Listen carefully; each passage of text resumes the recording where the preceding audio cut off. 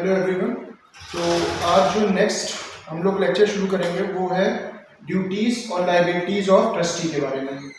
तो अभी तक हमने बात की थी कि ट्रस्ट कैसे बनता है, किस तरह के ट्रस्ट होते हैं और कैसे कैसे ट्रस्ट को मैनेज किया जाता है। बट इस वाले कॉन्सेप्ट में थोड़ी उसकी ड्यूटीज़ और लायबिलिटीज़ की बात करेंगे, जिसमें ट्रस्टी की लायबिलिटीज़ क्या होती हैं और उसकी ड्यूटीज़ क्या क्या होती हैं। तो सबसे पहले हम लोग एक चीज़ ये देखना चाहेंगे कि जो ट्रस्टी होता है वो एक केयरटेकर की तरह होता है किसी ट्रस्ट के। तो किसी भी ट्रस्ट को मैनेज जो करता है, जो क्रिएट करता है, उसको उसे क्रिएटर कहते हैं या फिर ऑथर कहते हैं, या फिर उसके बाद जो पावर्स डोनेट की जाती है वो ट्रस्टी को दे दी जाती है। तो ट्रस्टी एक तरह से ओनरशिप में वर्क करता है। तो वहाँ पे कुछ ड्यूटीज़ हैं, कुछ लायबिलिटीज़ हैं ट्रस्टी की, जिसमें उसको काम करना रहता है। तो क्या क्या ड्यूटीज़ होती हैं, क्या क्या लायबिलिटीज़ होती हैं ट्रस्टी की, उसके बारे में आज हम डिस्कस करेंगे। तो सबसे पहले है duties and liabilities of trustee. Chapter 3 of Indian trust act 1882 from section 11 to 30 lays down the duties and liabilities of trustee. तो कौन कौन से दायित्व होते हैं, कौन कौन से दिक्कतें होती हैं यहाँ पे लायबिलिटीज निभाने में ट्रस्टी को, उसके बारे में बात करना है। तो कुछ ड्यूटीज के बारे में chapter 3 of Indian trust act में बताया गया है, जिसमें यह बता दिया गया है कि कौन कौन ट्रस्टी होंगे और किस तरह की ड्यूटीज ट्रस्टी निभाएगा। तो सबसे पहले हम देख सकते हैं कि सेक्शन 11 to 30 में बताया गया है कि यहाँ पे ट्रस्टी के पास क्या क्या ड्यूटीज है और क्या क्या काम अगर वो करता है, कोई एक्ट वो करता है जिस वजह से उसको कोई लायबिलिटी उत्पन्न होती है या कोई लायबिलिटी प्रोड्यूस होती है, ओरिजिनेट होती है, तो उसकी भरपाई कौन करता है। तो इसके बारे में सबसे पहले बात करेंगे सेक्शन 11। तो यहाँ पे जो कुछ ड्यूटीज बताई गई हैं वो ड्यूटीज कुछ इस प्रकार है। Trustee to execute the trust. सबसे पहले ट्रस्टी की जिम्मेदारी होती है कि वो एग्जीक्यूट करे ट्रस्ट को, ट्रस्ट का क्रियान्वयन हो। ट्रस्ट एक बार शुरू कर दिया गया है, एक बार आ गया है कार्यों में, तो उसके बाद उसको जमीनी बेसी पे सही तरीके से उसको लागू करने का काम ट्रस्टी का होता है। तो ट्रस्टी का इस सेक्शन पे बताया गया है कि ट्रस्टी कहाँ पे एग्जीक्यूट करता है ट्रस्ट को, वो सेक्शन 11 में बताया गया है। तो यहाँ पे क्या बताया गया है, trustee to execute trust. Second उसकी ड्यूटी क्या होती है कि trustee to inform himself about the trust properties. तो ये सेक्शन 12 में बताया गया है। सेक्शन 12 में बताया गया है कि ट्रस्टी को अपनी जो ट्रस्ट प्रॉपर्टी है उसके बारे में खुद को इन्फॉर्म रखना है, उसको पता होना चाहिए कि ट्रस्ट की प्रॉपर्टी कहाँ से कहाँ तक दी गई है। उसके बाद नेक्स्ट जो है पॉइंट है वो है trustee to protect the title of trust property. किसी तरह का मुकदमा चल रहा है, किसी तरह का कोई काम हो रहा है जिसपे ट्रस्ट प्रॉपर्टी डिस्प्यूटेड में फंस गई है, तो उसमें ट्रस्टी की क्या लायबिलिटीज होती हैं, क्या ड्यूटीज होती हैं, उसके बारे में सेक्शन 13 में हमने डिस्कस किया है। उसके बाद फोर्थ जो ड्यूटी है वो क्या है, trustee not to set up title adverse to the beneficiary. Trustee कभी भी एडवर्स पोजीशन बेनिफिशियरी के अगेंस्ट पे नहीं लेगा। मतलब जिनको लाभ मिल रहा है उनके ही साथ साथ ट्रस्टी अपना लाभ लेने की कोशिश नहीं करेगा।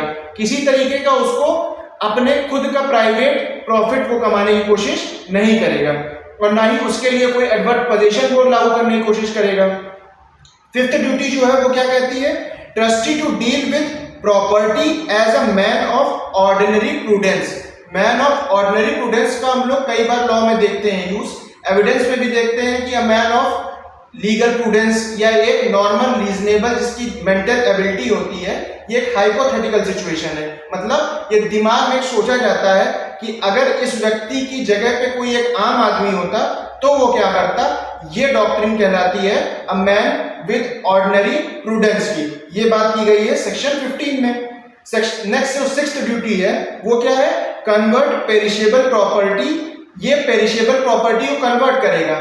पेरिशेबल वर्ड का मतलब होता है लाइकली टू बी डिके, लगभग वो जल्द से जल्द वो खत्म हो सकता है। अब जितनी जल्दी वो खत्म होने की कोशिश करेगा, मान लीजिए कुछ ऐसी प्रॉपर्टी है जो जल्दी से जल्दी खत्म हो रही है, जैसे दूध है या कुछ ऐसी पॉसिबिलिटीज हैं जिनको बेच के वो कन्वर्ट करेगा लिक्विड फॉर्म में। लिक्विडिटी फॉर्म में मतलब कि उसको कैश करने की कोशिश करेगा या उसको इन्वेस्ट कर देगा, क्योंकि वो बहुत तेजी से डिके हो रही है। अब वो डिके हो रही है, इस वजह से वो जल्दी जल्दी उनकी वैल्यू भी खत्म हो जाएगी।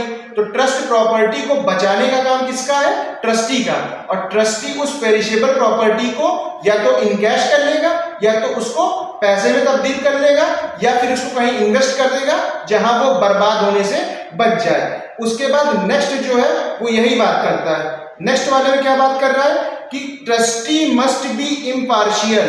ट्रस्टी जो है पार्शियल नहीं होना चाहिए, किसी तरफ से निष्पक्ष होना चाहिए। कितने भी बेनिफिशियरी हो, कोई एक बेनिफिशियरी के बेनिफिट के लिए वो काम नहीं करेगा। वो जो काम करेगा वो for the benefit of all the beneficiaries होना चाहिए। ठीक है। इसके बाद एट जो ड्यूटी है उसकी वो क्या कह रहा है, ट्रस्टी टू प्रिवेंट वेस्ट। अब ऑब्वियस सी बात है कि पेरिशेबल प्रॉपर्टी वाला जो आपने पढ़ा था सेक्शन, उसमें देखा था कि पेरिशेबल प्रॉपर्टी में अगर कोई है तो उसको कन्वर्ट करके वो कैश कर रहा है, तो ऑब्वियसली ट्रस्टी के पास ही ये ड्यूटी होगी कि वो किसी भी प्रॉपर्टी को वेस्ट होने से बचाए। अब सपोज दैट कोई प्रॉपर्टी इजीली डिके हो रही है, कोई प्रॉपर्टी जल्द से जल्द खत्म हो जा रही है, तो उसके अकॉर्डिंग कैसे करेंगे। अब उस प्रॉपर्टी को इनकैश करेगा और कैश करने के बाद उसको बैंक में सबमिट करा देगा। तो यहाँ पे ऑथेंटिक चीज ये बताने की है कि कभी भी कोई भी प्रॉपर्टी का वेस्ट होने से रोकने का सबसे पहले ड्यूटी जो बनेगी वो ट्रस्टी की बनेगी। ठीक है। नाइन्थ पॉइंट है, जो नाइन्थ ड्यूटी है उसकी वो क्या है कि वो एक अकाउंट मेंटेन करेगा। किस तरह के अकाउंट, उसने कितनी प्रॉपर्टी बेची है, किस तरह का वो जो है मैनेज कर रहा है, कितना इन्वेस्टमेंट लगा है उस प्रॉपर्टी को मैनेज करने के लिए, जिसके बारे में हम लोग लेटर ऑन डिस्कस करेंगे। ये हुई सेक्शन 19 में डिस्कस किया गया। उसके बाद सेक्शन 20 एक इंपॉर्टेंट एस्पेक्ट है और ड्यूटी है ट्रस्टी की। अब वो न्यासी जो है, जो ट्रस्ट को मैनेज कर रहा है, वो चाहे तो ट्रस्ट के मनी को या ट्रस्ट की प्रॉपर्टी को कहीं इन्वेस्ट कर सकता है और उसके प्रॉफिट को वो डिस्ट्रीब्यूट करेगा बेनिफिशियरीज के अराउंड। अब यहाँ पे इंपॉर्टेंट चीज कहने वाली ये है, जो इंपॉर्टेंट पावर है कि यहाँ पे ट्रस्टी को एक पावर दी गई है कि वो जो मनी है ट्रस्ट का, ट्रस्ट प्रॉपर्टी जो है उसको वो इन्वेस्ट कर सकता है, और बहुत बड़ी पावर है। कई बार हमने कई जगह देखा है, सपोज दैट बड़ी बड़ी फर्म्स होती हैं, बड़ी बड़ी इंडस्ट्रीज होती हैं, वो ट्रस्ट बनाती हैं और अपना एक बड़ा प्रॉफिट मार्जिन जो है वो डिस्ट्रीब्यूट करती है ट्रस्ट के पास। अब वो ट्रस्टी जो होते हैं, वो ट्रस्टी के पास पावर होती है under section 20 of Indian trust act कि वहां पे उस प्रॉपर्टी को या उस मनी को वो किसी भी जगह पे इन्वेस्ट कर सकते हैं। अब वो इन्वेस्टमेंट कहाँ करते हैं, किस तरह करते हैं, उसके बारे में डिस्कस करते हैं आज। तो पहली जो ड्यूटी है, सबसे इंपॉर्टेंट ड्यूटी है ट्रस्टी टू एग्जीक्यूट ट्रस्ट। किस तरह न्यास का क्रियान्वयन कर रहा है, किस तरह वो ट्रस्ट को एग्जीक्यूट करा रहा है। जैसे सबसे पहले एक ट्रस्ट कागजों में बन चुकी है, सबने मिल बैठ के एक ऑथर ने एक ट्रस्ट को क्रिएट किया, अब उसको एक ट्रस्टी बना दिया गया। ट्रस्टी बेनिफिशियरी के लिए उस ट्रस्ट को एग्जीक्यूट कर रहा है। अब एग्जीक्यूट करने की जो ड्यूटी है, दायित्व है या रिस्पॉन्सिबिलिटी है, वो किसकी बनी है, ट्रस्टी की बनी है। तो section 11 provides that the trustee is bound to fulfil the purpose of the trust. Important चीज, the trustee is bound to fulfil the purpose of the trust. वो ट्रस्ट का उद्देश्य, वो जो न्यास जिसका सृजन जिस उद्देश्य से किया गया है उसको फुलफिल करना बहुत इंपॉर्टेंट है, उसको पूर्ण करेगा वो। तो ट्रस्टी की जिम्मेदारी है, he has to fulfil the purpose of the trust. जिस वजह से ट्रस्ट को क्रिएट किया गया है उसका पर्पस उसको फुलफिल करना पड़ेगा। And to obey the direction of the author of the trust. जो सृजन करता है न्यास का, जिसने ट्रस्ट क्रिएट किया है, उसका पर्पस क्या था, उसकी डायरेक्शंस जो उसने दी है, जो ट्रस्ट डीड में मेंशन होती है ऑलरेडी, उसको ओबलाइज करना है, उसको फॉलो करना है। तो to obey the direction of the author of the trust given at the time of its creation. तो इंपॉर्टेंट पॉइंट ये हम लोगों ने पहले भी डिस्कस किया था कि object of trust, intention of trust, purpose of trust, subject matter of trust, ये ऑलरेडी हम लोग ने पहली क्लास में डिस्कस किया था। क्यों डिस्कस होता है इतना, क्यों पर्पस के बारे में बात करते हैं कि जो पर्पस होता है ट्रस्ट का वो डिसाइड करता है कि ट्रस्ट जो है किस बेसिस पे बनी है, प्राइवेट एंटिटी के लिए बनी है, पब्लिक पर्पस के लिए बनी है या फिर चैरिटेबल इंस्टीट्यूशन के लिए बनी है। अब सपोज दैट वो ट्रस्ट क्रिएट की गई है पब्लिक पर्पस के लिए, तो हम लोग उसका पर्पस ऑलरेडी मेंशन कर देंगे उसकी इंस्ट्रूमेंट ऑफ ट्रस्ट में, यानी जो है ट्रस्ट डीड। जो ट्रस्ट डीड होती है उसमें ऑलरेडी मेंशन होता है कि हमने ऑब्जेक्ट बता दिया है, उसका पर्पस हमने बता दिया है, उस न्यास का उद्देश्य जो है ऑलरेडी उस ट्रस्ट डीड में मेंशन है। तो वहां से हम देख सकते हैं और इसमें एक बात और कही गई है कि except as modified by the consent of all beneficiaries being competent to contract. अब यहाँ पे एक एक्सेप्शन दिया गया है, ऑलरेडी बता दिया गया है कि सेक्शन 11 में ट्रस्ट जो है एग्जीक्यूट की जाएगी ट्रस्टी के लिए, ठीक है, पर एक एक्सेप्शन है। एक्सेप्शन क्या है कि उसको मॉडिफाई किया जा सकता है, इस बात को मॉडिफाई किया जा सकता है सभी बेनिफिशियरी का कंसेंट लेने के बाद। सभी बेनिफिशियरी से कंसेंट ले लिया, अब उस बेनिफिशियरी से कंसेंट लेने के बाद इस बात को मॉडिफाई किया जाता है कि ये जो पर्सन इनकॉम्पिटेंट है वो ट्रस्ट को एग्जीक्यूट करने के लिए। तो यहाँ पे बात कहा जा रहा है कि modified by the consent of all beneficiaries being competent to contract. अब यहाँ वर्ड लिखा है बीइंग कॉम्पिटेंट टू कॉन्ट्रैक्ट, मतलब यही है कि section 11 of Indian contract act यहाँ पे लागू हो जाएगा। अब जैसे ही यहाँ पे इंडियन कॉन्ट्रैक्ट एक्ट सेक्शन 11 लागू हुआ तो माइनर, अनसाउंड माइंड पर्सन और जो पर्सन इनकॉम्पिटेंट है डिक्लेयर्ड बाय एनी कोर्ट, वो वहां से बाहर हो जाएगा। तो कहने की बात ये, यहाँ वही बेनिफिशियरी रहेंगे जो मेजर होंगे, साउंड माइंड के होंगे और not declared as incompetent by any discretionary court या किसी कोर्ट के द्वारा वो इनकॉम्पिटेंट डिक्लेयर नहीं कर दिए हो, ठीक है। तो माइनर यहाँ पे उसकी परमिशन या उसकी कंसेंट लेने की जरूरत नहीं है। It must be noted that the trust is not bound to obey any direction which would be impracticable, illegal or manifestly injurious to the beneficiaries। तो यहाँ पे इंपॉर्टेंट चीज कहने वाली ये है कि ट्रस्टी जरूरी नहीं कि सारी बातें जो लिखी हुई हैं उसको मानता चला जाए। अब सपोज दैट कुछ बात ऐसी लिखी है जो इलीगल है, तो उसके लिए वो ओब्लाइज नहीं है, वो बाउंड नहीं है कि वो उसको ओबे करे। वहां पे वो इम्प्रैक्टिकेबल बातों को भी ओबे करने के लिए ओब्लाइज नहीं है। सपोज दैट उन्होंने कहा कि आप 150 करोड़ का इन्वेस्टमेंट एक ट्रस्टी को लेके आना पड़ेगा, 150 crore of investment in the trust उसको चाहिए, या एक डोनेशन प्रॉपर अमाउंट का हर मंथली ट्रस्टी को लाना पड़ेगा, जो बड़ा इम्प्रैक्टिकेबल बात है। हो सकता है कोई दे ट्रस्ट में डोनेशन, हो सकता है कोई ट्रस्ट में डोनेशन ना दे। अब कोई ट्रस्ट में डोनेशन दे रहा है तो वो उसकी कंसेंट के अकॉर्डिंग है। अब इसको एज अ लायबिलिटी ट्रस्टी के ऊपर डाल देंगे तो इसके लिए ट्रस्टी ओबलाइज नहीं है।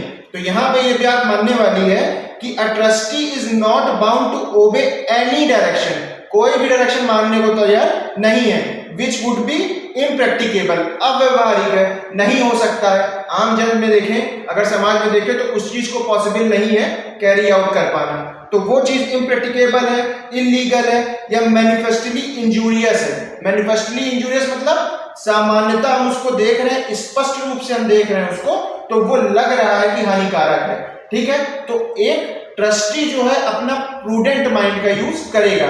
एक नॉर्मल आदमी जो अपने माइंड का यूज करता है, उस चीज का यूज करना ट्रस्टी के लिए इंपॉर्टेंट है, तो वो सेम वही चीज करेगा। ऐसा नहीं है कि सिर्फ वो एक सर्वेंट ऑफ द ट्रस्ट बन के रहेगा और ऑथर का एक सर्वेंट है, वो वैसा रहेगा जो उसको बोला जाए हुकुम वो मानेगा, ऐसा नहीं है। वहां पे वो चीज स्पेसिफिकली बता दी गई है कि ट्रस्टी को वो आदेश नहीं मानने हैं जो इम्प्रैक्टिकेबल है, जो अव्यवहारिक है, जो लागू नहीं हो सकते। अब जब वो लागू नहीं हो सकते हैं तो उनको मानने की जरूरत भी नहीं है, ठीक है। तो यहाँ पे ये बात इंजूरियस है वो किसके लिए? बेनिफिशियरी के लिए। इलीगल किसके लिए? बेनिफिशियरी के लिए। अब ट्रस्टी ही तो एडमिनिस्ट्रेटर है, कार्यपालक जो है, जो ट्रस्ट को इन्फोर्स करा रहा है, एग्जीक्यूट करा रहा है। अगर सपोज दैट उसने इलीगल ट्रस्ट एग्जीक्यूट करा दी, तो अब सपोज दैट अगर वो इलीगल ट्रस्ट को एग्जीक्यूट करा दिया तो हार्मफुल किसके लिए होगी? बेनिफिशियरी के लिए। तो सबसे पहले एक ट्रस्ट बनती ही है किसके बेनिफिट के लिए? बेनिफिशियरी के बेनिफिट के लिए। अब जब उस बेनिफिशियरी के बेनिफिट ही नहीं मिलेगा तो उस ट्रस्ट को मेंटेन कर पाने की क्या वजह है? और हमें पता है कि जैसे ही ट्रस्ट एक्सटिंक्ट होती है वैसे ही डिस्चार्ज ऑफ ट्रस्टी हो जाता है। तो extinction of the trust will lead the trustees discharge. तो ये एग्जैक्ट हम बता सकते हैं कि ट्रस्टी का डिस्चार्ज भी समय शुरू हो जाएगा जैसे ट्रस्ट एक्सटिंक्ट होगी। तो यहाँ पे एक ड्यूटी ये भी है कि वहां पे वो देखेगा कि इलीगल, इम्प्रैक्टिकेबल और मैनिफेस्टली इंजर्ड या इंजूरियस टाइप का जो बेनिफिशियरी के लिए है, ऐसी ट्रस्ट को वो एग्जीक्यूट ना करे, ऐसी डायरेक्शन को वो फॉलो ना करे। अगला इंपॉर्टेंट पॉइंट जो इसका इलस्ट्रेशन देख सकते हैं वो क्या है? A trustee A is simply authorized to sell certain land by public auction।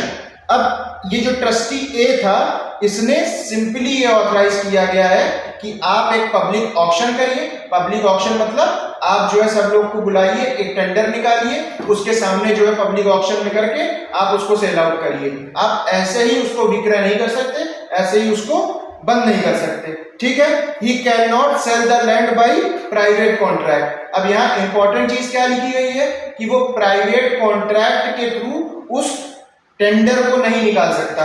अब वो प्राइवेट कॉन्ट्रैक्ट के थ्रू उस टेंडर को निकालेगा तो क्या हो जाएगा, उसमें वो जो है वॉयलेट कर रहा है उस चीज की टेंडेंसी को, उसके रूल्स को ओबे नहीं कर रहा।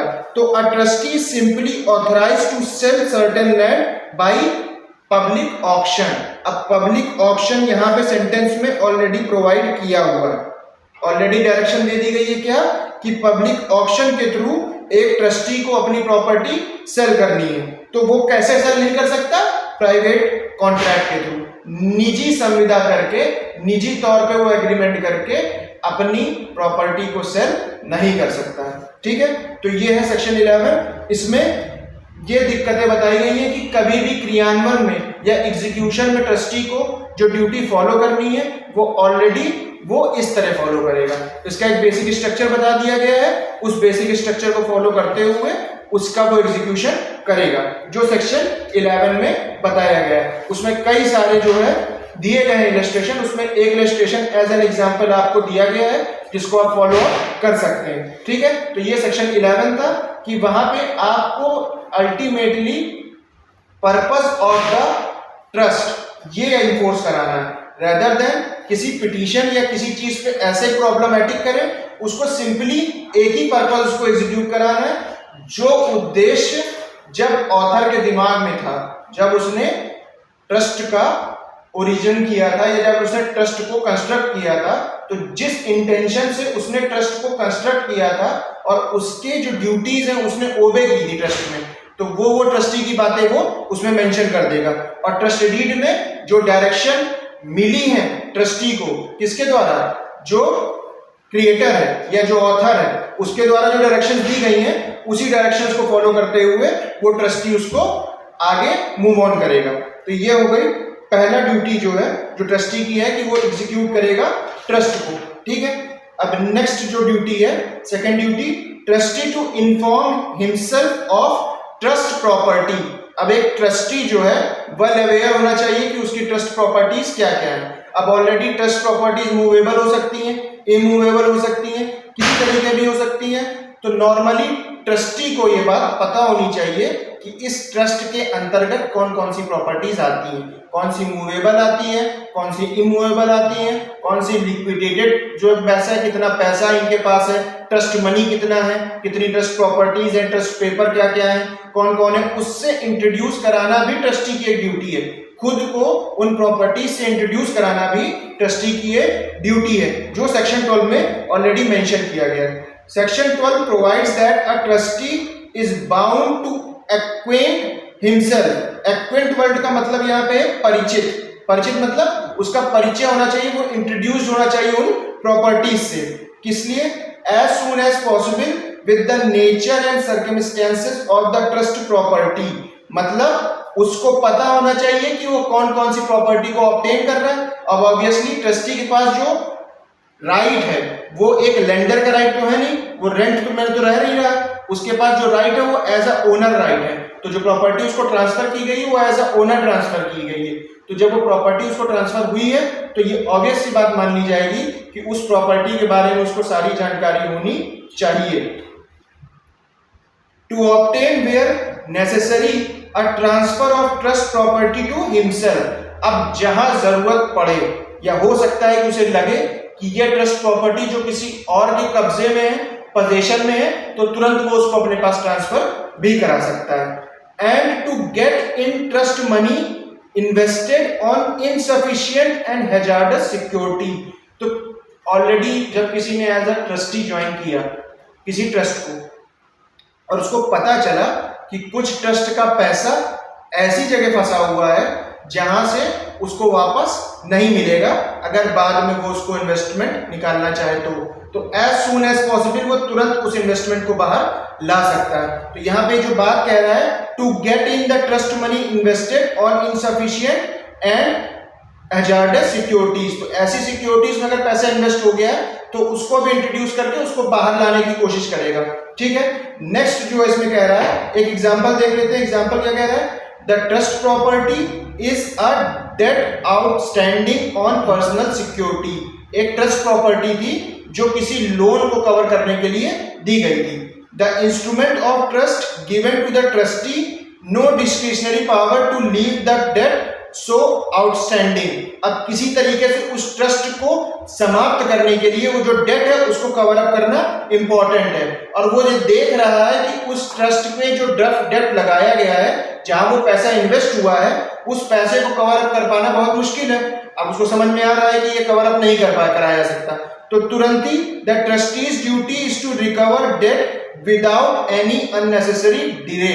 तो वैसे ही ट्रस्टी बिना कोई अननेसेसरली डिले किए हुए उस ट्रस्ट के मनी को वापस वो बाइड आउट कर लेगा, उसको वापस वो ऑब्टेन कर लेगा और अपने पोजीशन पे रख लेगा। तो पहली ड्यूटी हमने ये बताई कि trustee must execute the trust. तो ट्रस्टी के ऊपर एक ड्यूटी की गई है, वो है ये कि उसे एग्जीक्यूट करना है ट्रस्ट को। सेकेंड ड्यूटी क्या है कि वो ट्रस्टी जो होगा वो ट्रस्ट की सारी प्रॉपर्टीज से इंट्रोड्यूस कराएगा खुद को, वो अपने बारे में बताएगा, मतलब अपनी ट्रस्ट की प्रॉपर्टीज के बारे में जानेगा, और इनकेस कोई ऐसा पैसा या ऐसी प्रॉपर्टी जो है किसी ऐसी स्थिति में फंसी हुई है जो कोई कॉन्फ्लिक्ट क्रिएट करेगा, उस प्रॉपर्टी को वापस रीऑब्टेन करने की कोशिश करेगा।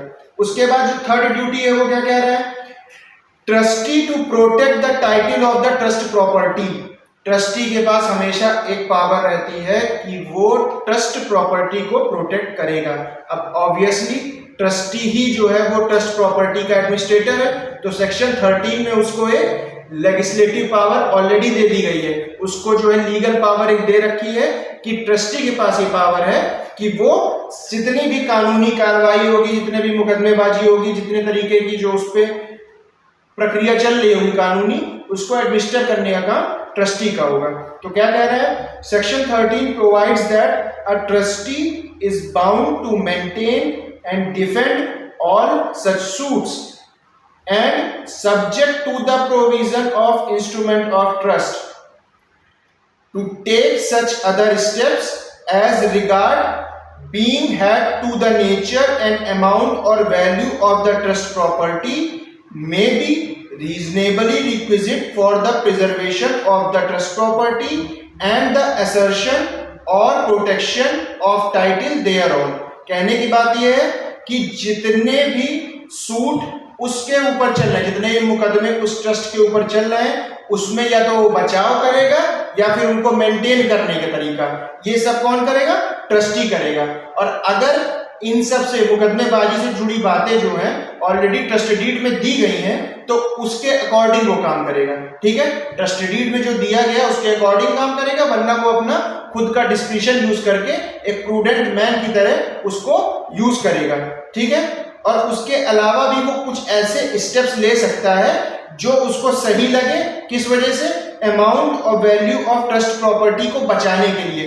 उस ट्रस्ट प्रॉपर्टी के अमाउंट या उसकी सेविंग या उसकी वैल्यू को बचाने के लिए वो जो कर सकता है वो यहाँ पे करेगा उस टाइटल की रक्षा के लिए। ठीक है, अब जैसे यहाँ असर्शन वर्ड यूज हुआ है, द असर्शन और प्रोटेक्शन ऑफ द टाइटल, मतलब वो एक ऐसा स्टेटमेंट की बात कर रहा है, ऐसे असर्शन की बात कर रहा है कि वहां पे वो सब कुछ करेगा जो एक प्रूडेंट पर्सन अपनी खुद की प्रॉपर्टी बचाने के लिए करता है, क्योंकि यहाँ पे ओनर कौन है, ट्रस्टी है। अब ट्रस्टी के पास ये पावर है एज एन ओनर, तो अपनी प्रॉपर्टी की जो बचाने की जिम्मेदारी है, उस पर जितनी मुकदमेबाजी हो रही है, उसमें जिस तरह के भी कानूनी पेच फंसे हुए हैं, उन सब से बचा के लाने का काम किसका है, ट्रस्टी का है। अब इसका एग्जांपल देख लेते हैं।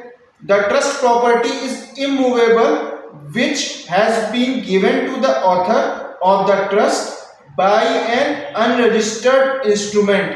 अब ऑलरेडी देखिए हमने पहले डिस्कस किया था कि इमूवेबल प्रॉपर्टी होगी तो वो रजिस्टर्ड होनी चाहिए, रिटर्न होनी चाहिए और साइन होनी चाहिए। और रजिस्टर्ड किसमें हो, इंडियन रजिस्ट्रेशन एक्ट 1908 के अकॉर्डिंग। तो यहाँ पे जब वो अनरजिस्टर्ड इंस्ट्रूमेंट में है तो subject to the provision of Indian registration act 18, ये 1908 है, गलत लिखा हुआ है उस पे, वो जो है इंडियन रजिस्ट्रेशन एक्ट 1908 की बात कर रहा है। The trustee's duty is to cause the instrument to be registered. वहां पे लिखा है जो इंडियन रजिस्ट्रेशन एक्ट 1871 वो क्या है 1908 में, ठीक है ना। तो 1908 के प्रोविजन के अकॉर्डिंग ये प्रॉपर्टी कैसी है, इमूवेबल प्रॉपर्टी है। इमूवेबल प्रॉपर्टी को तीन बातों में हमने पहले समझा कि वो रिटर्न होनी चाहिए, साइंड होनी चाहिए, रजिस्टर्ड होनी चाहिए। रजिस्टर किसके अंडर होनी चाहिए, इंडियन रजिस्ट्रेशन एक्ट 1908 के अकॉर्डिंग, ठीक है। तो ये ड्यूटी किसकी बनेगी रजिस्टर करने की, ट्रस्टी की ड्यूटी रहेगी कि ट्रस्टी उसको एज सून एज पॉसिबल उस अनरजिस्टर्ड प्रॉपर्टी को रजिस्ट्रेशन में लेके आए, ठीक है। तो अब यहाँ पर हमने देखा कि यहाँ पे जो टाइटल था ट्रस्टी का वो जो है खतरे में पड़ रहा था, इमूवेबल टाइटल था, रजिस्टर्ड थी नहीं प्रॉपर्टी, रजिस्टर्ड नहीं थी तो उस पर क्लेम नहीं कर पाता कोई, तो तुरंत ही रजिस्टर जो रजिस्ट्री की ड्यूटी है वो किसकी हो गई, ट्रस्टी की हो गई। तो यहाँ हम देख सकते हैं कि किसी तरह की जो सूट्स है, किसी तरह का सिविल सूट है, किसी तरह का कोई भी सूट फाइल हो रहा है अगर, तो उसको डिफेंड करने का या उसको मेंटेन करने का काम ट्रस्टी का है, ये उसकी थर्ड ड्यूटी है। फोर्थ ड्यूटी क्या कह रहा है, trustee not to set up title adverse to the beneficiary. ये तो बड़ी बेसिक सी चीज है और हमने देखा है कि जब हम सेक्शन 60 एक्सप्लेनेशन 1 पढ़ रहे थे तो उसमें हमने बताया था कि जो प्रॉपर पर्सन होता है अगर वो कभी उस पद से हटा दिया जाएगा, हमने ये भी देखा, डिस्चार्ज में भी देखा था कि डिस्चार्ज में एक एसेंशियल ये था कि अगर ट्रस्टी ने इमीडिएटली कोई एडवर्स पोजीशन किया या कोई इंटरेस्ट क्रिएट कर दिया बेनिफिशियरी के अगेंस्ट में, तो तुरंत वो अपने पद से इस्तीफा दे देगा या उसको हटा दिया जाएगा ट्रस्टी के पद से। तो वही सेम पॉइंट यहाँ पे बता दिया गया है, उसका इन्फोर्समेंट यहाँ है कि एक ड्यूटी बना दी गई ट्रस्टी की कि वो एडवर्स पोजीशन में, एडवर्स पोजीशन का मतलब यहाँ पे क्या है, कहने का मतलब ये है कि अगेंस्ट, अपोज। अब यहाँ पे ऑलरेडी एक राइट जो दिया गया है वो बेनिफिशियरी को दिया गया है, अब बेनिफिशियरी के राइट के पैरेलल हम अपना भी एक राइट खड़ा कर दें। एज अ ट्रस्टी जो है हम भी पैरेलल एक अपना राइट खड़ा कर दें, उसी के सामने अपना एक राइट खड़ा कर दें कि इस पर्टिकुलर प्रॉपर्टी में जो है हमने बताया कि ये प्रॉपर्टी में ये वाला कमरा मेरा हो गया से, अब इसमें कोई ट्रस्ट बेनिफिशियरी बेनिफिट नहीं उठा सकता। तो हमने उससे पैरेलल पे अपना पोजीशन क्रिएट कर दिया। रुकने के लिए वो हॉस्टल मानी, सपोज दैट हमने जो है एज अ ट्रस्टी एक हॉस्टल मेंटेन कर रहे हैं, ठीक है। अब उसमें एक कमरा ऑलरेडी हमको दिया गया है, ठीक है। जो ऑथर था, जो क्रिएटर था, उसने ऑलरेडी एक कमरा बता दिया कि एक कमरा इस ट्रस्टी को दिया जाएगा जो उस ट्रस्ट को मैनेज कर रहा है, हम उस कमरे में रह रहे हैं। अब अचानक हमने क्या किया कि 2-3 कमरों में और कब्जा कर लिया और जो बेनिफिशियरी आ रहे हैं, जो हॉस्टल में बच्चे आ रहे हैं, उनको कमरा अलॉट नहीं कर रहे हैं। यहाँ पे हमने एडवर्स पोजीशन कर लिया, तो ये नहीं करना है, ये हमारी ड्यूटी बना दी गई है कि हमको ये काम नहीं करना है। तो trustee not to set up adverse title to beneficiary, ये सेक्शन 14 में बता दिया गया है। अब यहाँ पे किसी भी तरह का कोई राइट जो ट्रस्टी क्रिएट कर रहा है अगेंस्ट बेनिफिशियरी या जो अपोज कर रहा है, डिफीट कर रहा है, किसका राइट, किसका बेनिफिट डिफीट कर रहा है, बेनिफिशियरी का, तो वहीं पे वो जो है समाप्त हो जाएगा। ये उसकी चौथी ड्यूटी है जो सेक्शन 14 में लिखी गई है। अगला क्या है, सेक्शन 15 में बताया गया है उसकी 5th ड्यूटी के बारे में, ठीक है। तो पहली ड्यूटी सेक्शन 11 में, दूसरी ड्यूटी सेक्शन 12 में, तीसरी ड्यूटी 13 में, चौथी ड्यूटी 14 में, अगली जो 5th ड्यूटी है वो सेक्शन 15 में। तो trustee to deal with the property as man of ordinary prudence. अब ये वर्ड जो a man of ordinary prudence है, इसका क्या मतलब है समझेंगे। नॉर्मली कुछ बता सकते हैं इस पर, नॉर्मल आदमी की सोच। अब अगर इसको लीगल प्रोविजन में देखेंगे तो लीगल प्रोविजन में इसको कहते हैं कि एक हाइपोथेटिकल हम लोग कंडीशन क्रिएट करते हैं, ठीक है। अब इसको थोड़ा सा क्रिमिनल से भी जोड़ के देखते हैं, क्राइम से भी, ठीक है। कि एक प्रॉपर पर्सन है, ठीक है। अब उसमें देखा गया कि एक सेल्फ डिफेंस में भी अक्सर यूज होता है, कॉमन इंटेंशन में भी यूज होता है, तो कई जगह पे देखा जाता है। तो वहां पे ये चीज देखी जाती है कि अ मैन ऑफ प्रूडेंट माइंड, अब ये जो मैन ऑफ प्रूडेंट माइंड है ये एक हाइपोथेटिकल पर्सन है जिसको यूज किया जाता है लीगल स्टैंडर्ड्स के लिए। अब उस व्यक्ति की जगह उस हाइपोथेटिकल पर्सन को रखा जाता है। हाइपोथेटिकल मतलब कल्पना में जो है, सिर्फ ओरिजिनली वो पर्सन कोई ऐसा है नहीं, पर उसके अंदर कैरेक्टर्स वही है जो एक आम आदमी के अंदर है। ठीक है, तो उस अपराधी की जगह पे उस हाइपोथेटिकल पर्सन को रखा गया। अब सपोज दैट वो गाड़ी चला रहा है, गाड़ी चलाते चलाते उसने डिवाइडर पे गाड़ी लड़ा दी। अब डिवाइडर पे गाड़ी लड़ाने के टाइम पे उसी समय एक प्रॉपर प्रूडेंट पर्सन है जो हाइपोथेटिकल पर्सन है, अगर वो उसी स्पीड पे गाड़ी चला रहा है और उसी स्पीड पे उसको वो दिक्कतें हो रही है जो एक नॉर्मल पर्सन को होती है, तो फिर मान लिया जाएगा कि ये अपराध नहीं है, ये गलती है। पर अगर उस प्रूडेंट पर्सन में वहां पे बैठा हुआ उसने देखा कि नॉर्मली हम यहाँ पे स्टीयरिंग मोड़ सकते थे या हम इंटॉक्सिकेटेड नहीं थे, तो हम उस डिवाइडर पे नहीं भिड़ते जाके, तो ये चीज वहां पे उसको अपराधी से घोषित करने के लिए कहेगी। तो वैसे यहाँ पे भी है, trustee to deal with the property as a man of ordinary prudence. तो उसकी जो हाइपोथेटिकली अगर कोई पर्सन उसकी जगह पर रखा जाएगा, उसका दिमाग जिस तरह काम करेगा उस तरह एक ट्रस्टी का दिमाग काम करना चाहिए। Section 15 provides that a trustee is bound to deal with the trust property as carefully as a man of ordinary prudence would deal with the such property if it were his own। अगर उसकी जो property है वो trustee की खुद की कोई property होती तो उसको उसी तरह उस प्रॉपर्टी का ख्याल रखना है जैसे ट्रस्ट प्रॉपर्टी का वो अभी ध्यान रख रहा है। तो एक नॉर्मल पर्सन है, वो अपनी जमीन जायदाद जब देखता है तो उसका कागज अच्छे से बना के रखता है, ठीक है ना, टाइम टू टाइम उन कागजों को क्रॉस वेरीफाई करता है। किसी और ने तुम दर्ज नहीं करा लिया अपने नाम पे, अब किसी और ने दर्ज करा लिया अपने नाम पे, तुरंत जाके उसके लिए आप सूट करेगा। तो एक काम जो एक आम आदमी अपनी प्रॉपर्टी को मैनेज करने के लिए करता है, वही सेम काम ट्रस्टी करेगा। किसके लिए? अपनी ट्रस्ट प्रॉपर्टी के लिए। अब वो ये काम क्यों कर रहा है? क्योंकि वो ओनरशिप में है। किसका? ट्रस्ट प्रॉपर्टी के ओनरशिप में। अब उस ट्रस्ट प्रॉपर्टी उस न्यास संपत्ति के वो स्वामित्व में है, इसी वजह से जो न्यासी है, जो ट्रस्टी है, उस ट्रस्ट को पूरी तरीके से मैनेज करेगा। और इसी वजह से ये पावर दी गई है कि वो मैन ऑफ ऑर्डिनरी प्रूडेंस, वो सामान्यतः एक प्रूडेंट माइंड का अप्लाई करेगा और उसका एप्लीकेशन वो इसलिए करेगा क्योंकि वो संपत्ति सेम वैसे ही मैनेज करेगा जैसे वो उसकी अपनी पर्सनल संपत्ति है। अब अगला जो नेक्स्ट पैरा में, in the absence of contract to the contrary a trustee so dealing is not responsible for the loss, destruction or deterioration of the trust property।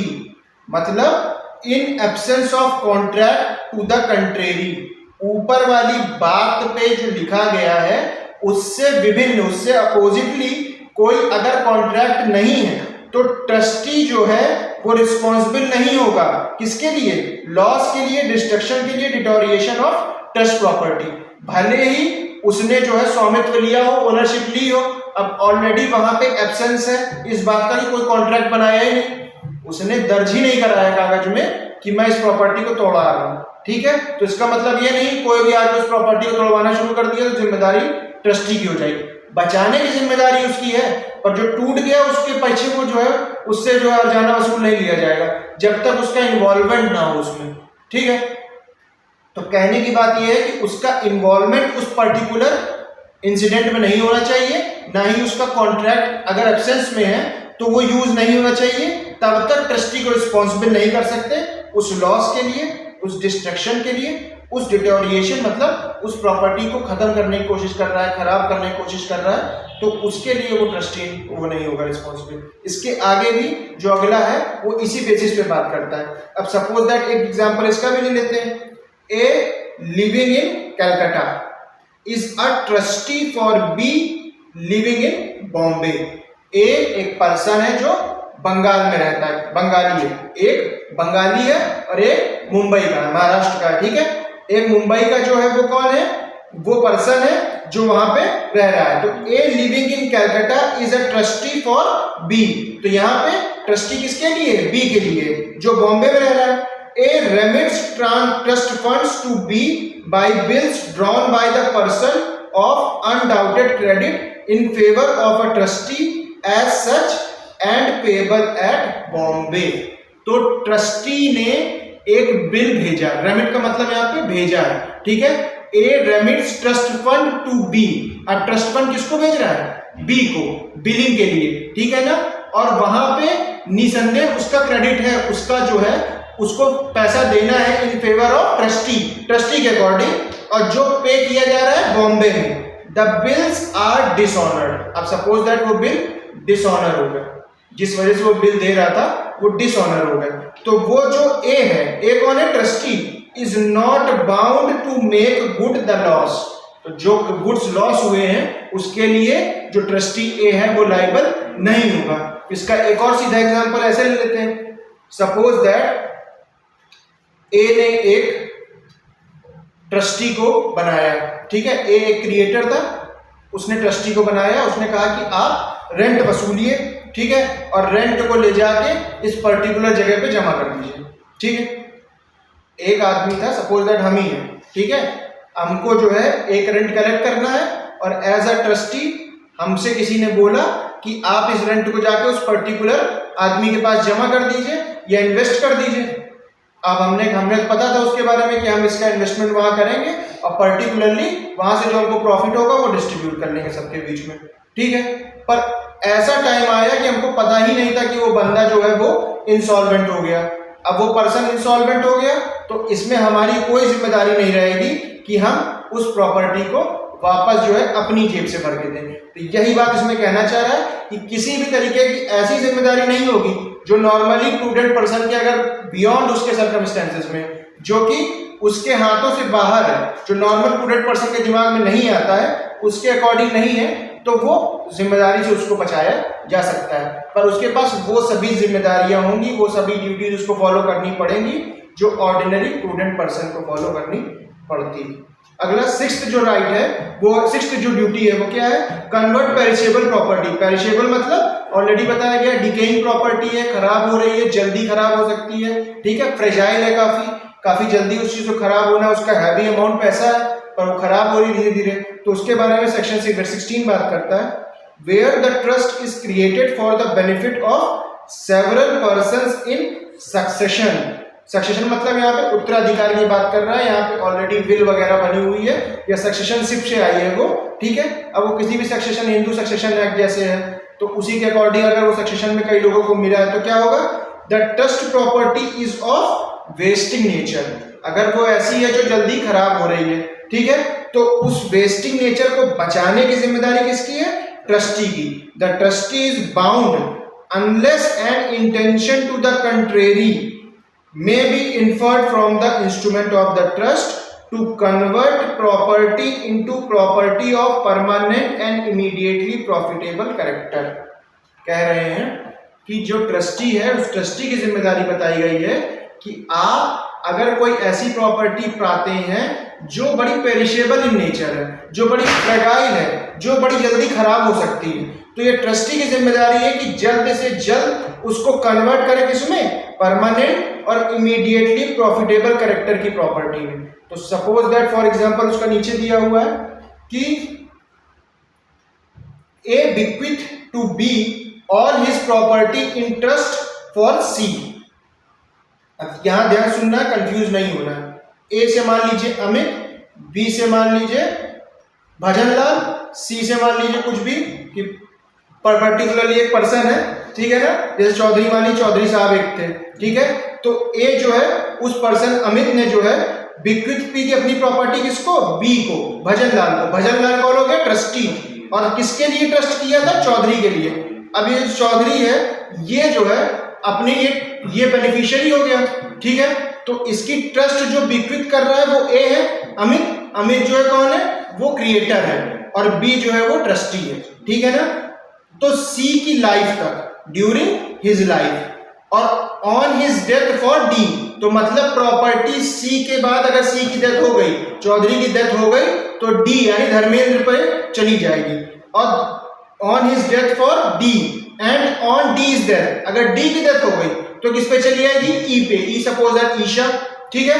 तो कह रहा है चौधरी से गई धर्मेंद्र पे, धर्मेंद्र से गई ईशा पे। चौधरी की अगर डेथ होगी तो धर्मेंद्र के पास जाएगी, धर्मेंद्र की डेथ हो गई तो ईशा के पास जाएगी। पर यहाँ पे ट्रस्टी कौन है? बी। ठीक है, कंफ्यूज एकदम नहीं होना। ए ने प्रॉपर्टी बिक्विथ की बी को कि वो ट्रस्ट करेगा किसके? सी के लिए। सी की यानी चौधरी की पूरी लाइफ टाइम तक के लिए। जैसे चौधरी की डेथ हुई तो धर्मेंद्र को चली गई डी को, और डी की डेथ हुई तो ईशा को चली गई। ठीक है, as property consist of 3 leasehold houses. 3 घर थे, अमीर आदमी था काफी। ठीक है, तो 3 घर थे इसके पास, और there is nothing in A's will to show that he intended the house to be enjoyed by in specially. अब उसने पर्टिकुलरली अपनी विल में लिखा ही नहीं कि वो 3 हाउस कौन एंजॉय करेगा, किस तरह वो जाने वाले हैं, कैसे उसका यूज करना है। अब वो जो प्रॉपर्टी है उसको ऐसे ही छोड़ दें तो डीके होना शुरू हो जाएगी, खराब होगी। अब वो पर्टिकुलरली घर बने हुए हैं, जिस जगह बने हुए हैं, क्या पता क्या हो वहां पे, जल्दी जल्दी गिरेगा, प्लास्टर गिरेगा, घर गिरेगा, छत गिरेगी, तो उसको मेंटेन करना भी जरूरी है। तो वो जो बी है, B should sell the houses. B चाहे तो उन हाउस को सेल करके उस प्रॉपर्टी को कन्वर्ट कर रहा है वो लिक्विड फॉर्म में, यानी लिक्विडेटेड मनी में। और जैसे ही उसने उसको कैश में कन्वर्ट किया, उसको वो कहीं सबमिट कर देगा, कहीं इन्वेस्ट कर देगा। वो अभी आगे बताएंगे, सेक्शन 20 के बारे में अभी बात हुई ना, कि उस पैसे को वो इन्वेस्ट कर सकता है, प्रॉफिट में यूज उसका कर सकता है। ठीक है, and invest the proceed in accordance to section 20, जो अभी बात कर रहे थे कि वो सेक्शन 20 में उसके पास पार्ट ड्यूटी है कि वो चाहे तो किसी पेरिशेबल प्रॉपर्टी को कैश में कन्वर्ट करेगा और उस कैश को कहीं इन्वेस्ट कर सकता है। तो ये बात ओवरऑल सेक्शन 16 कहता है कि सेक्शन 16 में अगर ट्रस्टी के पास कोई पेरिशेबल प्रॉपर्टी है तो उस पेरिशेबल प्रॉपर्टी को कैश करा के सेक्शन 20 में जो सिक्योरिटीज दी गई है उसमें वो उनको इन्वेस्ट कर सकता है। ये हो गया उसका 6th पॉइंट। ठीक है, 6th पावर। 7th क्या कह रहा है? ट्रस्टी मस्ट बी इम्पार्शियल, निष्पक्ष होना चाहिए। जो धारा 17 है वो बता रही है कि section 17 provides that where there are more beneficiaries than one, एक से ज्यादा होंगे।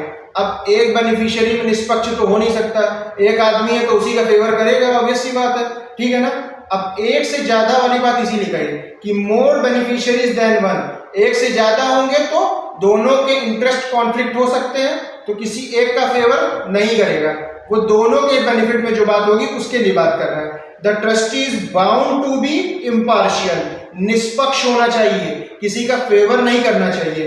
And must not execute the trust for the advantage of one at the expense of another. Already इसके बारे में बात किया गया है।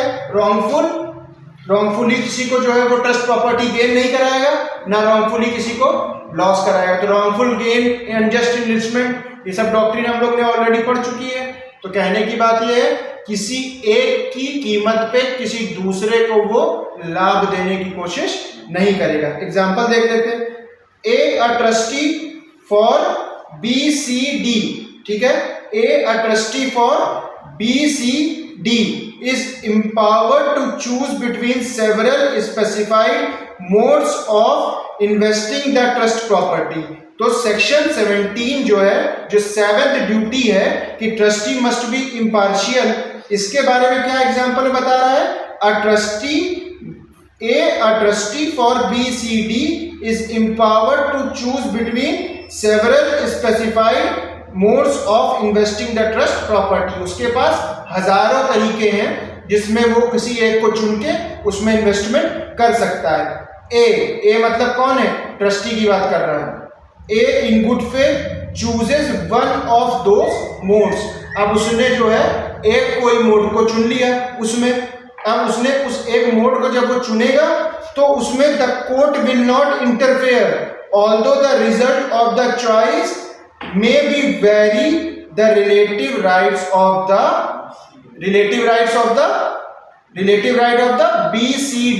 BCD के रिलेटिव राइट्स को वो मैनेज नहीं करेगा, वो वॉयलेट नहीं करेगा। ठीक है ना, तो कहने की बात यहाँ पे क्या कह रहा है कि BCD आपस में कोई रिलेटिव राइट्स थे, उनके किसी तरीके के कोई अधिकार थे, अगर वो बोनाफाइड इंटेंशन से, मतलब गुड फेथ में उसने उन सभी में से कोई एक चुन लिया, तो इसका मतलब ये नहीं है कि उसको जो है आप मुकदमा दाखिल कर देंगे अगले दिन।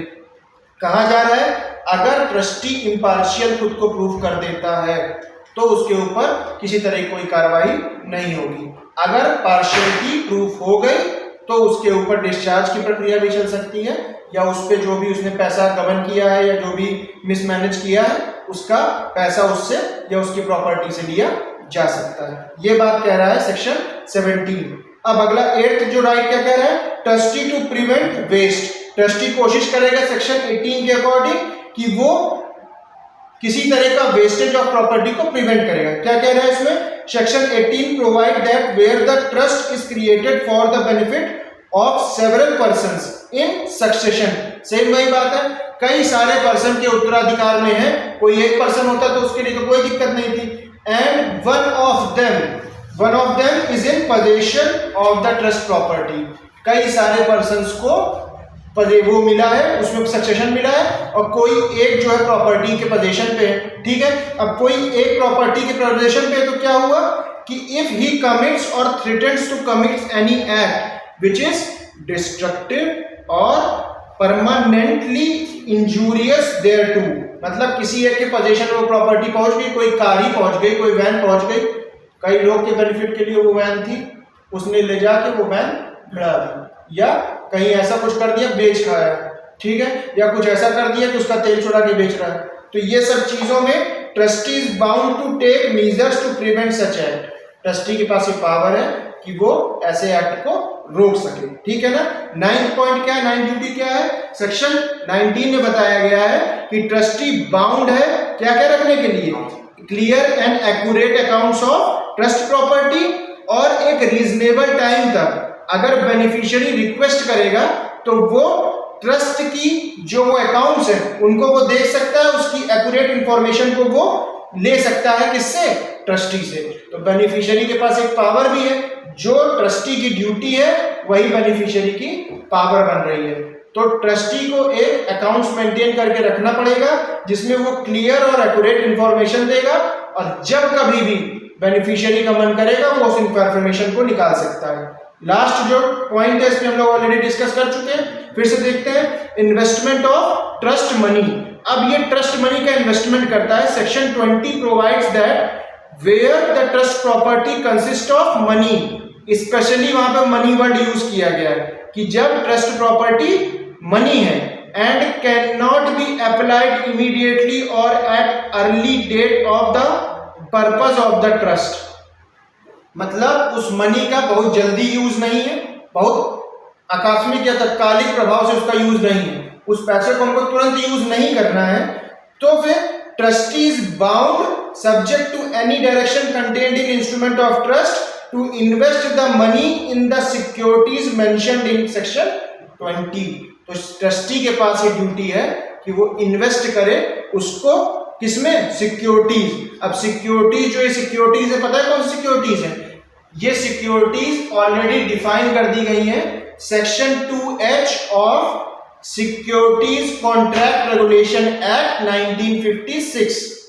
ठीक है, तो क्या कौन सी सिक्योरिटीज होंगी उसकी लिस्ट जानने के लिए आप section 2H of securities contract regulation act 1956 को देख सकते हैं कि किन किन सिक्योरिटीज में ट्रस्टी चाहे तो उसमें इन्वेस्ट कर सकता है। ठीक है, ये जो है 10 ड्यूटीज थी ट्रस्टी की। सेक्शन जो सिक्योरिटीज है वो कहां डिफाइन है, section 2H of securities contract regulation act 1956 में बताया गया है कि ये सिक्योरिटीज होंगी जिसमें ट्रस्टी इन्वेस्ट कर सकता है। 5 मिनट का ब्रेक लेते हैं। ठीक है,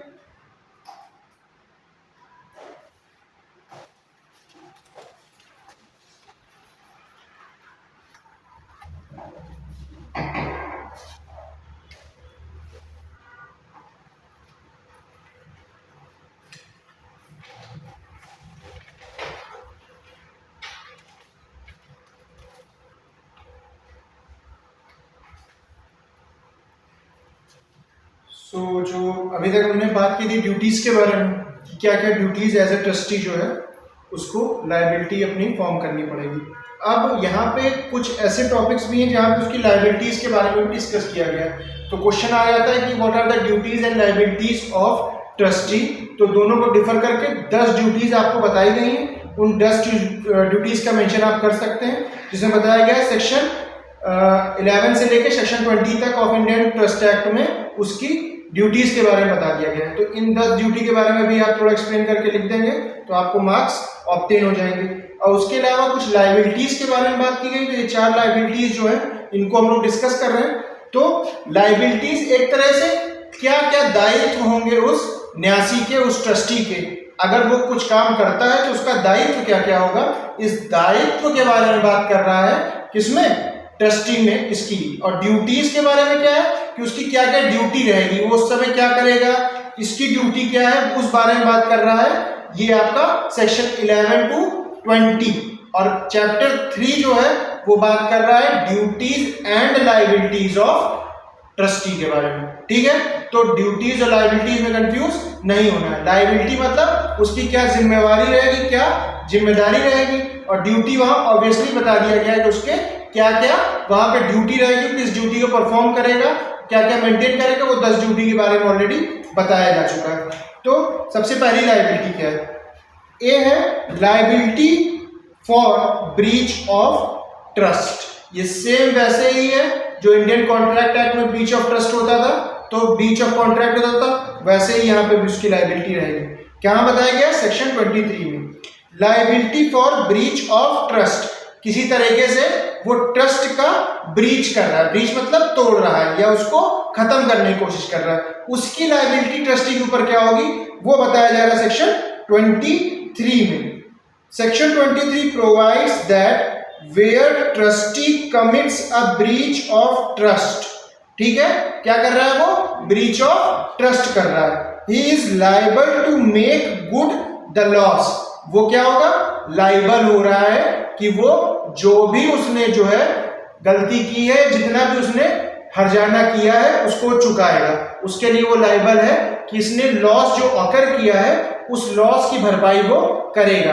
बट कहाँ कहाँ पे उसकी भरपाई उसको नहीं करना है वो स्पेसिफिकली बता दिया गया। जैसे प्रीवियसली हमने देखा कि कहाँ कहाँ पे वो अप्लाई नहीं कर रहा है, जैसे सेक्शन 13 में देख रहे थे, सेक्शन आपका जो है 15 में देख रहे थे, कई जगह पे देख रहे थे कि उसको वहां पे लॉस की भरपाई नहीं करनी। तो स्पेसिफिकली बता दिया जाएगा कि यहाँ पे ट्रस्टी की लायबिलिटी नहीं बनती, पर यहाँ पे लायबिलिटी बनेगी अगर वो लॉस जो है विच द ट्रस्ट प्रॉपर्टी और the beneficiary has thereby sustain, चाहे वो ट्रस्ट प्रॉपर्टी को हो रहा हो या फिर बेनिफिशियरी को हो रहा हो, उन दोनों में से किसी को भी लॉस हो रहा होगा और जिम्मेदारी पाई गई ट्रस्टी की, तो ट्रस्टी वहां पे उसकी भरपाई करेगा।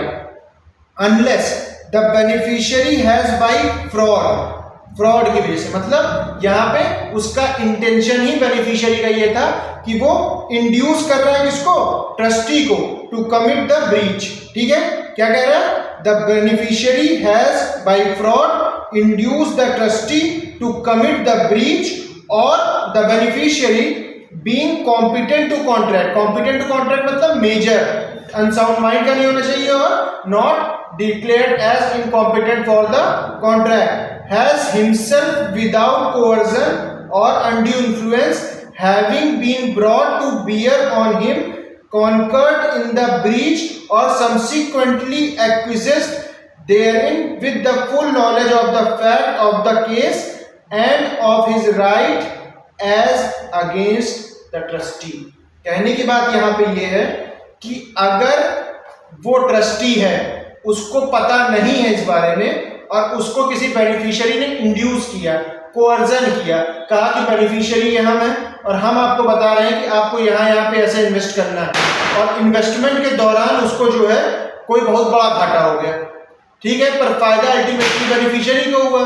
एक तरह से फ्रॉड किया बेनिफिशियरी ने किसके साथ? ट्रस्टी के साथ, तो वहां पे उसकी लायबिलिटी नहीं बन रही। इसीलिए वर्ड अनलेस लिखा हुआ है। अनलेस का मतलब ये एक्सेप्शन हम लोग पढ़ रहे थे, तो ऊपर वाला जो पार्ट है वो बता रहा है कि वहां पे जनरल लेवल में क्या होगा, और उसके नीचे बता रहा है कि उसके एक्सेप्शन क्या होंगे, कि जब बेनिफिशियरी फ्रॉड कर रहा हो, तब जब बेनिफिशियरी को पता था कि कैसे वो जो है उस सब्जेक्ट मैटर के बारे में सारी बातें उसको पता थी, उसने जानबूझ के कोवर्स किया अनड्यू इन्फ्लुएंस के थ्रू या फिर उसको फ्रॉड के थ्रू, उसने क्या किया? चुपचाप, सब्सिक्वेंटली चुपचाप उसका फायदा उठा लिया, और पूरी फुल नॉलेज ऑफ फैक्ट थी, फिर भी वो उस ट्रस्टी को जो है बहला फुसला के या इंड्यूस करके उससे इन्वेस्टमेंट करा रहा है या उससे उस हार्म को काम करा रहा है, उस हार्मफुल चीज को करवा रहा है जो ट्रस्ट के लिए नॉट बेनिफिशियल है। ठीक है, तो वो प्रॉब्लम यहाँ पे क्रिएट हुआ है। एक एग्जांपल देख लेते हैं। A trustee improperly leaves a trust property outstanding and it is consequently lost. अब यहाँ गलती किसकी है? ट्रस्टी ने उस प्रॉपर्टी को ऐसे ही छोड़ दिया और उसके बाद वो प्रॉपर्टी गुम हो गई। He is liable to make the good the property lost. अब उसको भरपाई करनी पड़ेगी जो भी प्रॉपर्टी उसकी वजह से खोई है। तो यहाँ उसकी ड्यूटी थी कि प्रॉपरली उसको केयर करना चाहिए as a person of prudent mind. तो उसने as a person of prudent mind उस प्रॉपर्टी को नहीं केयरटेक किया या उसकी ध्यान नहीं रखा और वो खो गई। और जब खो गई तो उसकी पूरी भरपाई किसको करनी पड़ेगी? उस ट्रस्टी को करनी पड़ेगी। नेक्स्ट है इसी में नो सेट ऑफ अलाउड। अब ये जो सेक्शन 24 है ये रीड विद सेट ऑफ कहाँ दिया गया? सीपीसी में। ऑर्डर 8 रूल 6 सीपीसी में है। सेट ऑफ क्लेम करता है। सेट ऑफ होता क्या? सेट असाइड नहीं, सेट असाइड तो अलग चीज है। सेट असाइड तो मतलब एकदम अलग कर दिया गया। सेट ऑफ क्या होता है? सीपीसी में ये यूज होता है अक्सर और कई जगह इनकम टैक्स में भी यूज हुआ है, कई बार बैंक्रप्सी में भी यूज होता है। सेट ऑफ का बस बेसिक एक डॉक्ट्रिन है कि द राइट ऑफ डेटर, लिख लीजिए चाहे तो। सेट ऑफ का क्या बेसिक मीन है? The right of a debtor to balance mutual debts with creditor. The right of debtor to balance mutual debts with creditor. इसका एग्जांपल दे दें। सपोज दैट दो पर्सन के बीच में ए और बी ने कहा कि ए ने कहा कि बी मेरा 2000 रुपए लेके रखा हुआ है और मुझे वापस ही नहीं किया। तो बी ने कहा कि ए ने 1500 रुपए मुझसे पहले से लिए थे। अब ए ने दिया बी को 2000 रुपए, बी ने ए के ऊपर इल्जाम लगाया कि इसने 1500 रुपए लिए थे और ए ने उस बात को एडमिट कर लिया कि हाँ मैंने 1500 रुपए लिए थे इनसे और 2000 रुपए इनको दिए। तो अब इस दोनों में जो 2000 में 1500 माइनस होगा यही सेट ऑफ कहलाता है। तो द राइट ऑफ डेटर 2000 किसके थे? ए के। ए डेटर थे, ए ने दिया to the balance mutual debt with creditor जिससे ले रहा है। तो ये जो राइट है 500 रुपए लेने का ये ए का बना, तो ए का ये जो राइट है यही सेट ऑफ है। अब दोनों के बैलेंस को बैलेंस करने के लिए किया गया तो 2000 में 1500 माइनस कर दिया गया, 500 रुपए वो जो है ले रहा है। ये सेट ऑफ की डॉक्ट्रिन है। पर ये सेट ऑफ लागू नहीं होता कहां? ट्रस्ट में। नो सेट ऑफ अलाउड, कोई सेट ऑफ अलाउड नहीं है। सेक्शन 24 बता रहा है कि सेट ऑफ अलाउड नहीं होता है किसमें? इंडियन ट्रस्ट एक्ट में सेक्शन 24 में। और अगर सेट ऑफ के बारे में पढ़ेंगे तो ऑर्डर 8 रूल 6 में सीपीसी में बताया गया already. Section 24 provides that a trustee who is liable for a loss occasioned by the breach of trust in respect of one portion of the trust property cannot set off against his liability with a gain अलग अलग है। Again नहीं पढ़ना उसको, अलग है, gain अलग है। which has accrued to another portion of trust property through another and distinct breach of trust। कहने की बात यह है कि ये प्रिंसिपल पे बेस्ड है। इसमें लिखा गया है क्या प्रिंसिपल है? It is based on the principle that any gain made out of trust property belongs to beneficiary while any loss must be good by the trustee. तो जो लॉस है वो ट्रस्टी को बियर करना पड़ेगा। अब ऑब्वियसली ट्रस्ट बनाई इसीलिए गई है for the benefit of beneficiary. और यहाँ पे जो प्रॉफिट होंगे वो सब गेन जो होंगे वो किसके बीच में डिस्ट्रीब्यूट होंगे? बेनिफिशियरीज के। ट्रस्टी को अपना पॉइंट तो मिलेगा, अपनी इनकम जो जनरेट हो रही है उसको मिलेगी। पर यहाँ पे क्या बात कर रहा है कि अगर ट्रस्टी को एक पोर्शन में जो है सेट ऑफ करना है तो वो उस सेट ऑफ को किसी दूसरे पोर्शन से बराबर करने की कोशिश नहीं करेगा। उसी ट्रस्ट प्रॉपर्टी में एक जगह घाटा हुआ है एक पोर्शन पे तो तुरंत जहां दूसरी जगह फायदा हुआ उसको सेट ऑफ करके वो दोनों पोर्शन को बराबर करने की कोशिश करेगा। एक एग्जांपल ले लीजिए, मान लीजिए सपोज दैट कि इस ट्रस्टी के पास 10,000 रुपए थे, 5,000 रुपए उसने एक जगह इन्वेस्ट किया, 5,000 एक जगह इन्वेस्ट किया, एक जगह उसकी गलती की वजह से 2,000 के लॉस में चला गया, 5,000 तो गया ही गया, 2,000 के लॉस में गया, पर यहाँ पे उसको 5,000 का फायदा हो गया। एक दूसरी तरफ जहाँ इन्वेस्ट किया था 10,000 हो गया, उसने इसको सेट ऑफ कर दिया तुरंत ही कि एक काम करते हैं, ये 5,000 में कोई फायदा ही नहीं हुआ, दोनों जगह कोई फायदा नहीं हुआ, बराबर करके 10,000 वापस आ गया। ये सेट ऑफ यहाँ अलाउ नहीं है। सेक्शन 24 में तुरंत कोर्ट कहेगी कि ये गलती आपकी वजह से हुई है, वो जो 5,000 का फायदा है वो 5,000 का प्रॉफिट तो डिस्ट्रीब्यूट होगा किसके बीच में, बेनिफिशियरीज के बीच में, और ये जो लॉस हुआ है ये आप अपनी जेब से देंगे, क्योंकि यहाँ पे गलती किसकी थी, ट्रस्टी की। ठीक है, ये कह रहा है सेक्शन 24। सेक्शन 27 क्या बात करता है, सेवरल लायबिलिटीज ऑफ को ट्रस्टी। अब को ट्रस्टी मतलब को ट्रस्टी की बात कर रहा है, तो यहाँ पे ट्रस्टी मोर देन 1 है, 2 हो सकते हैं और मोर देन 2 हो सकते हैं। तो को ट्रस्टी की बात कर रहा है तो एक से ज्यादा ट्रस्टी है। Section 27 provides that where co trustees jointly commit a breach of trust, jointly commit कर रहे हैं, और where one of them by his neglect enables the other to commit a breach of trust, each is liable to the beneficiary for the whole of the loss occasioned by such breach। ये liability के बारे में हम लोगों ने criminal में भी पढ़ा था, जब आईपीसी पढ़ते हैं तो उसमें भी देखा है, 34, 35, 36 पढ़ते हैं जब सेक्शन में, तो जैसे उसमें बताया गया है कि जो लायबिलिटी होती है, जो एक्यूज्ड होता है, उसकी भले ही वो ज्वाइंटली हो रहा हो, ज्वाइंटली वो काम कर रहे हैं, पर उसकी लायबिलिटी ठीक वैसे ही रहेगी। अगर वो अकेले वो काम करता तो वही उतनी ही उसकी लायबिलिटी रहती, भले ही वो ज्वाइंटली कर रहा है।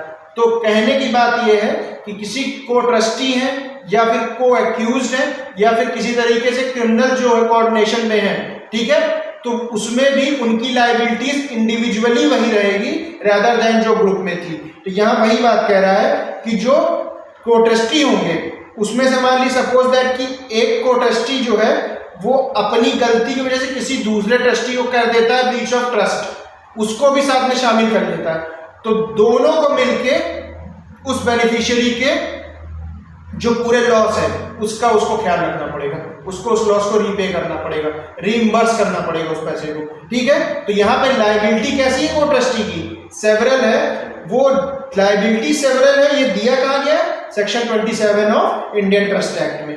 अगली लायबिलिटी जो बात कर रहा है वो liability when beneficiaries interest is forfeited by the government. अब जब सरकार ने क्या किया, बेनिफिशियरी का जो इंटरेस्ट था उसको जब्त कर लिया, फॉरफिटेड मतलब जब्त कर लिया उसको। अब सेक्शन 29 में बात कर रहा है कि जब बेनिफिशियरी का इंटरेस्ट जब्त कर लिया गया है सरकार के द्वारा, तब ट्रस्टी की क्या लायबिलिटी होगी। तो कहा जा रहा है section 29 provides that when the beneficiary's interest is forfeited और awarded by legal adjudication to the government, government के पास दे दिया गया है लीगल एडजुडिकेशन के थ्रू। लीगल एडजुडिकेशन क्या है, मतलब विधिक प्रणाली की तहत, मतलब मुकदमेबाजी के दौरान जो मुकदमा था वो हार गए और अपनी संपत्ति या जो संपत्ति थी, जो बेनिफिशियरी का इंटरेस्ट था, वो ट्रांसफर किसको कर दिया गया है, गवर्नमेंट को। The trustee is bound to hold the trust property, trustee के पास क्या ताकत है कि वो उस प्रॉपर्टी को होल्ड करेगा in such a manner as the state government may direct. ठीक है, the trustee is bound to hold the trust property to the extent of such interest of for the benefit of such person in such a manner as state government may direct. तो जैसे state government को transfer हो गई property, तो उस property को hold जो करेगा वो ट्रस्टी करेगा। ठीक है, कि ट्रांसफर भी जो होगी वो प्रॉपर्टी किसके थ्रू होगी, ट्रस्टी के थ्रू ही होगी। तो तब तक उसको होल्ड करेगा जब तक उस पर्सन के बेनिफिट के लिए वो काम कर रहा है। ठीक है ना, तो ऐसा नहीं कि इलीगली होल्ड कर लेगा, पर तब तक उस प्रॉपर्टी को होल्ड करेगा, केयर टेकर के रूप में रहेगा जब तक वो विवाद का निपटारा नहीं हो जा रहा। तो ये यहाँ पे थी आपकी 10 ड्यूटी और 4 लायबिलिटी, किसके बारे में, ट्रस्टी के बारे में। तो अभी तक हमने जो आज वाले में पढ़ा उसका एक था बेसिक रिवीजन कर लेते हैं। सबसे पहला क्या था, सबसे पहले कि किस चैप्टर में बताया गया, chapter 3 of Indian trust act section 11 से लेके 30 तक बता दिया गया है कि ड्यूटीज और लाइबिलिटीज क्या क्या होंगी ट्रस्टी की। तो लाइबिलिटीज वहां पे 4 बता दी गई है, जो नॉर्मली और भी कई हो सकती है, पर बेसिकली हमने 4 उसमें देखी है, और 10 उसमें क्या बताई है ड्यूटीज।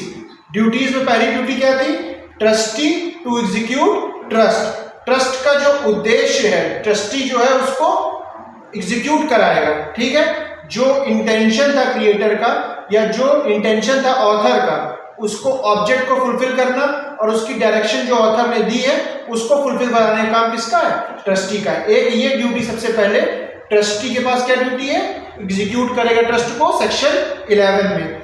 दूसरी ड्यूटी क्या है, ट्रस्टी इन्फॉर्म करेगा खुद को ट्रस्ट प्रॉपर्टी में। ये सेक्शन 12 में बता रहा है कि ट्रस्ट प्रॉपर्टी के बारे में सारी जानकारियां इकट्ठा करके खुद को उसके बारे में अवगत कराना, उसके बारे में इंट्रोड्यूस कराना, उसके बारे में वेल इन्फॉर्म्ड कराना किसकी जिम्मेदारी है, ड्यूटी की। अब ऐसा नहीं है कि सर हमको पता ही नहीं था कि वहां पे प्रॉपर्टी थी और हमें वो किसी और ने कब्जा कर लिया और हम अगले दिन आए कि हमको कोई बताया ही नहीं आती कि वो प्रॉपर्टी हमारी थी। ये कोई बताएगा नहीं आपको, ये आपकी ड्यूटी बनती है सेक्शन 12 में कि आपको उस प्रॉपर्टी को अपने अंडर लेना है। अगर वो प्रॉपर्टी कहीं गलत जगह इन्वेस्ट है, तुरंत उसको अपने पास वापस ले लीजिए अपने कंसिडरेशन में, ठीक है ना, अपनी अथॉरिटी के अंदर ले लीजिए। Trustee to protect the title of trust property.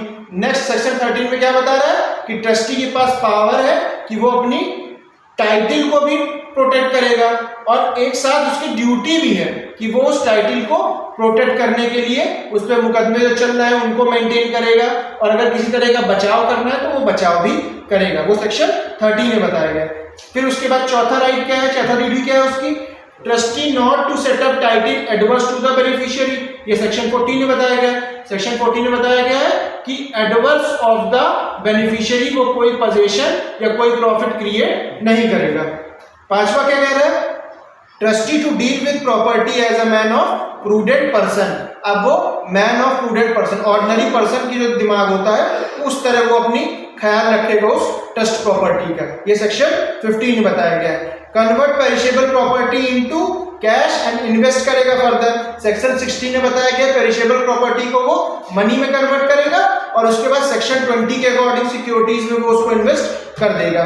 अगला क्या कह रहा है, 7th point, trustee must be impartial. Trustee कैसा होना चाहिए, इम्पार्शियल होना चाहिए। किसी तरीके की भी वो उसको किसी एक है तो दूसरे के पार्शियल पे नहीं रहना है, उसको बिहेव करना है एकदम इम्पार्शियल।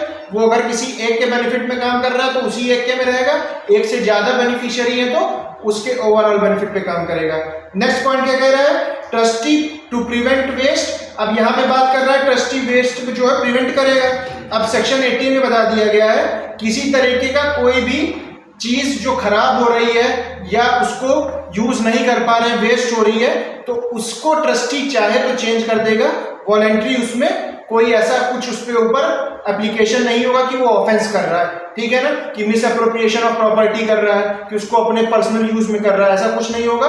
उस प्रॉपर्टी को वो चाहे तो उसकी वैल्यू बचाने के लिए, अगर वो जल्दी खराब हो रही है, सपोज दैट कि उस ट्रस्ट में जो है एक ऐसी प्रॉपर्टी की सपोज दैट कोई कार है, पड़े पड़े खराब हो रही है, तो उस कार को जो है वो बेच के उसको कैश करा देगा, उसका पैसा कहीं इन्वेस्ट कर सकता है। उसके बाद 9th पॉइंट है कि वो कीप अकाउंट्स, अकाउंट वो अपने रखेगा। अकाउंट किसमें, सेक्शन 19 में, कि वहां पे सबसे पहले वो एक्यूरेट और वेल इन्फॉर्म्ड अकाउंट रखेगा, और जब कभी भी बेनिफिशियरी चाहे उन अकाउंट्स को जाके एक रिक्वेस्ट करेगा ट्रस्टी से और उन अकाउंट्स को देख सकता है। 10वां क्या है, इन्वेस्टमेंट ऑफ ट्रस्ट मनी। तो ऑलरेडी बात की सेक्शन 16 में, जब उसने पेरिशेबल प्रॉपर्टी से कैश कराया, पेरिशेबल प्रॉपर्टी को जो जल्दी खराब हो सकती प्रॉपर्टी उसको चेंज करके उसको बेच के उसने जो है उसको कैश में किया, तो उस कैश को वो इन्वेस्ट कर सकता है सेक्शन 20 में, जहां सिक्योरिटीज डिफाइन है। और सिक्योरिटीज क्या है, वही सिक्योरिटी जो सेक्शन 2H